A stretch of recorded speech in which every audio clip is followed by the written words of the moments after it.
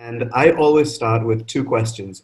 Anyone that's worked with me or had a conversation knows those two questions. The first one is, what problem are you solving? And the second one is, who are you solving it for? Both of them together constitute the heart of your business. You have to understand the problem you are solving. I find that too many people go out and build solutions based on their own understanding of something and then realize that it's not really hitting the market. If you study the problem first, which means that you're also understanding how other people are solving that problem today, which may not even be with tech, only then can you create a solution that's differentiated and that adds value to your customer. Because at the end of the day, that's what it's about for you. The other part of it is you have to be very, very clear. Who are you solving it for? It's too common. It's too common for me to hear the answer. We're solving it for everyone. Everyone needs the problem. The solution I'm pitching. The problem is that you have limited resources, whether it's in terms of people or manpower. You can't solve everybody's problem from day one. You may get there eventually, but who your early adopter is going to be and who you're going to focus on. If you study who that is as well, your customer demographic, and you study the problem, you've got the heart of a successful scalable business. The other thing as a corollary is you have to know your customer in depth. Some of the things that you need to understand is what's their age group, what's their spending pattern, why are they interested in this problem, how willing are they to pay for it. Too many times I see startups building something because they did a customer survey and everybody that they asked said, yes, we want this problem. When it comes to payment, it's not happening. So you have to understand that part as well. At the end of the day, the very first thing that you do after you solve this part, when you understand the problem and who you're solving it for, is building a team. You have to build a team that is balanced. By that, I mean, it can't just be a group of engineers, right? It's got to be someone with business knowledge, someone with finance knowledge. You need to build out a business model. It's not just a product. And I'll speak more about that afterwards. So you absolutely need balanced founders that come from diverse backgrounds. And if you don't have them, sometimes, you are not able to find a founder in a specific domain, let's say marketing. Maybe you don't need that initially, but you better have a plan for getting that person on board fairly quickly. The other thing is that you want to be showing that you are the right team to solve this. Everybody that you hire needs to be on the same mission as you. Again, one of the cardinal mistakes that are made is a couple of founders who are very passionate about the problem they're solving and about their solution, but they hire people who, at the end of the day, are just looking for salary and they're not on the same mission. If you do that, you may do okay, but it's not going to get you to the scale that you could get to if you can enthuse everybody into the fact that this is a problem worth solving. And by the way, as a founder, that's one of the things that you have to be doing all the time. You need to be selling all the time. And I don't just mean selling to customers, I mean like the selling to potential employees, selling to future partners, etc. You've got to be selling what you're doing all the time. It means that you have to have your fundamentals clear and your elevator pitch ready to go. It's another area that, again, a lot of people have trouble articulating what they do. If you have to explain it in like 20 sentences, it's not going to work. Can you articulate exactly what you're up to very simply, very clearly, in a way that even your grandmother would understand? That takes effort.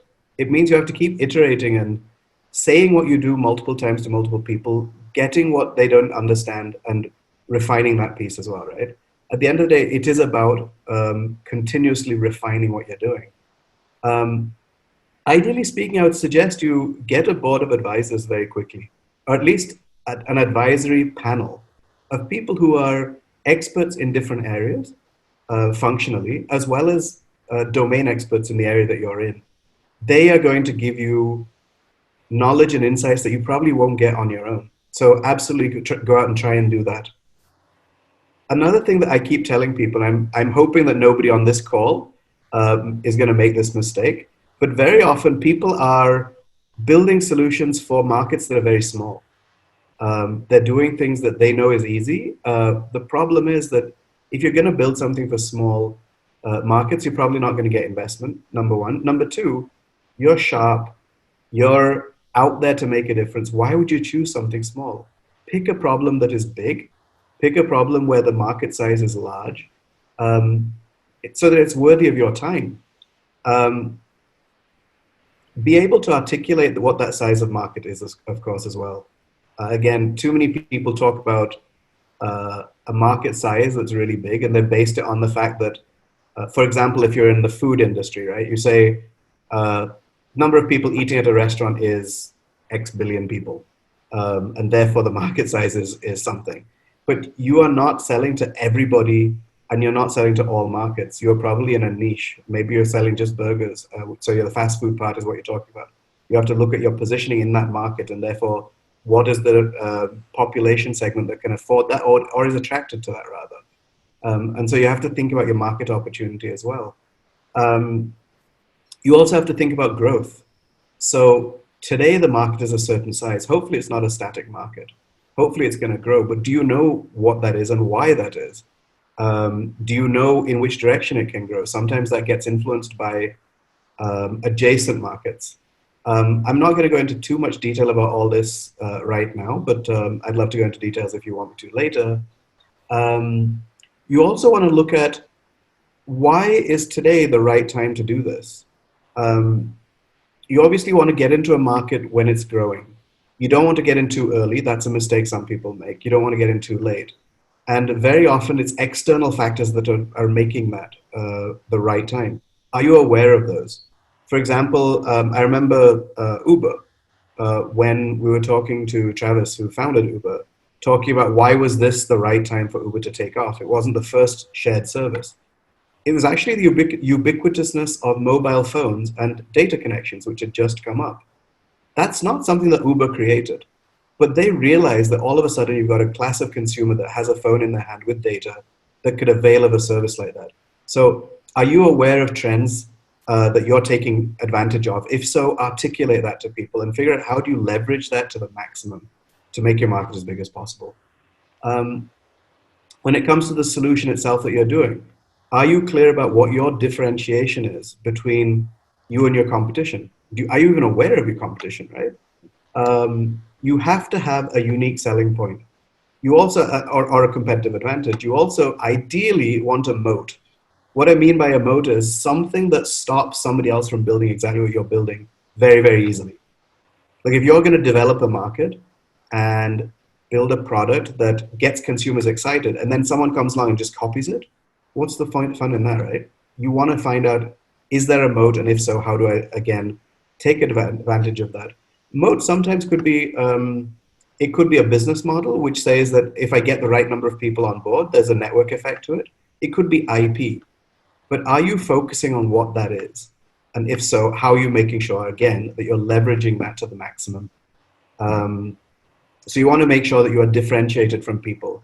On the competition side, of course, too many people I know have not understood the competition in their area enough.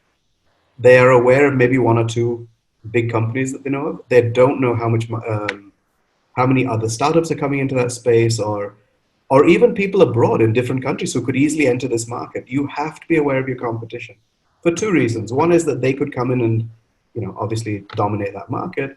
But ideally, if you understand what the competition is doing, you'll also understand what feature sets you require and what could be different about your product to theirs. So you really want to be focused on what the competition is doing and understanding what that is. Ideally speaking, I mean. And one way to do that is also to track metrics, right? What is the competition doing? How much are they selling? What's the market size that they are claiming they have? Especially if one of them has raised funds, typically there'll be some numbers out there that you can leverage. Make sure you're aware of what the competition is doing always, and of course why you're different from them. Another big another big learning that I've had to teach my founders actually is, what is your business model? Your product is not your business model, right? Very often you hear people going, "I have this great product. It's killer. No one else is doing it. Everyone's going to love it." I'm like, okay, but how are you going to sell it? How are you going to distribute it? What's your cost advantages? No idea. Your product is not your product. If you're a founder, your business model is your product. You'd better figure all of those pieces out. For those of you who haven't heard of it, I would highly recommend that you look up the business model canvas as a starting point. There are 9 segments in there that cover the entire range of activities that you want to address to look at the whole business model holistically. And you want to address each of those pieces.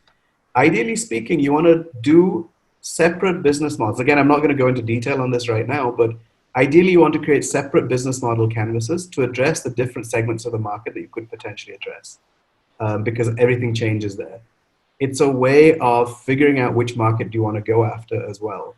Um, so that's another thing I would strongly recommend is the business model canvas. You want to look into obviously the pricing. Pricing is one of those black arts. It's easy to talk about. It's really hard to do. It's a whole subject in and of itself. You'd need an entire webinar series for that alone. But you want to look at pricing, right? And that comes out of it, understanding competition to a large extent, understanding the value to your customers, those sort of things as well. Um, I think if you've covered most of these ones, you if you can focus on all of these, be crystal clear about them all, be able to articulate them clearly to everybody else and be tracking them, you've started off way ahead of most of the competition. One of the other things that I must say is one of the differentiators between a successful company and one that is not successful is an attention to detail on metrics. Are you clear what the right growth metrics are that you should be tracking for you to scale? Too many people concentrate on what we call vanity metrics, right? So if you're an online company, it's the number of people that visited your website. Or if you're doing social media advertising, the number of Facebook likes. That doesn't add any value to you as a business. You want to look at deeper things, right? You've got to look at customer retention. How many of your customers are actually sticking around and how many of them are disappearing? You want to look at growth in revenue numbers, of course. There's a whole bunch of things. So absolutely focus on the right metrics. Figure those out. Take your time to figure out what are those metrics, create a dashboard, and obsessively keep studying. Are they going up or down? What needs to change? If I'm making changes, which ones are the ones that make the biggest difference? Because again, your resources are limited, right?